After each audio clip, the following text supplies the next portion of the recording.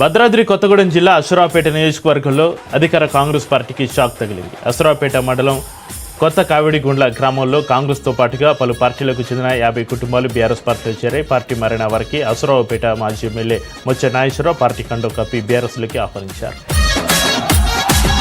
అశ్వరావుపేట గడ్డ మీద గులాబీ జెండా, మన గులాబీ జెండా ఎగురుతుంది. కేసీఆర్ గులాబీ జెండా, కారు గుర్తు జెండా. తెలంగాణ ప్రభుత్వం యొక్క హామీలు అన్ని విఫలమవుతున్నాయనేసి మేము ప్రజల్లో తిరగలేక, మాకు గతంలో కూడా పోడు భూములకు పట్టాలు ఇచ్చి మాకు రైతు బంధం ఇచ్చి మంచి చేసినంత కేసీఆర్ గారు అనేసి మేము తెలుసుకుని మళ్ళీ ఇప్పుడు ఆ పార్టీ నుండి మేము మంచి మార్గంలో వెళ్దామనేసి మొచ్చ నాగేశ్వరరావు గారు సార్ ద్వారా మేము బీఆర్ఎస్లోకి చేరడం జరిగిందండి. ఇప్పుడు ఒక 50 కుటుంబాలండి మేము.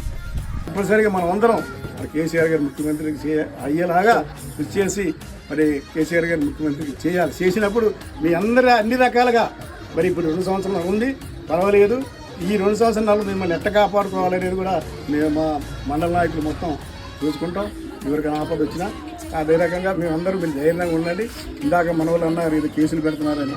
కేసులు పెడితే మనం చేద్దాం, ఇది అవసరం అట్లా చేయాల్సి వస్తే మనం ఉన్నప్పుడు వాళ్ళు అసలు మనం పెట్టాల్సి వస్తే ఉండరు.